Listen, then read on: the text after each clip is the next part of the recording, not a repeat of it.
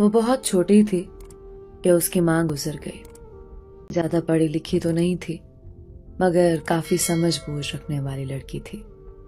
ہم ایک عرصے تک ایک دوسرے کے قریب رہے. میں نے ایک دن اس سے کہا میں تم سے نکاح کرنا چاہتا ہوں.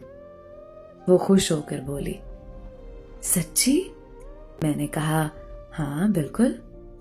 اور خوش قسمتی سے ہمارے نکاح کے معاملات بھی جلد ہی طے پا گئے.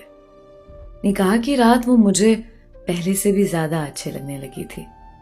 سنو، میں نے اسے مخاطب کرتے ہوئے کہا تمہیں یہاں کوئی تکلیف نہیں ہوگی. میں تمہارے اپنوں جیسا خیال رکھوں گا.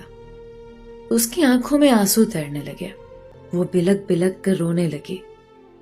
وہ اس طرح رو رہی تھی جیسے اسے کوئی بہت بڑا صدمہ لگا ہو.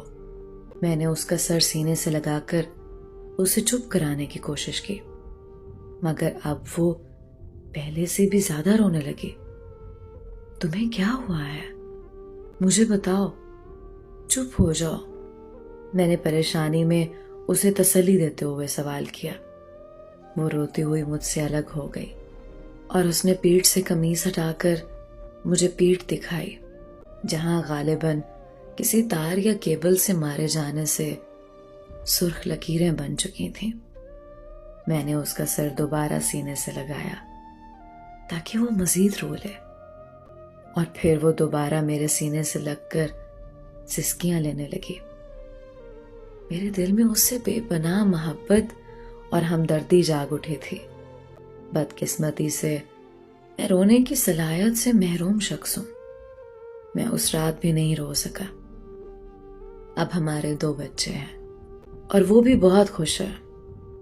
وہ ہمیشہ مجھ سے کہتی ہے تم کبھی بھی میرا خیال میرے اپنوں کی طرح مت رکھنا بلکہ تم میرا خیال ویسے ہی رکھنا جیسے رکھتے ہو.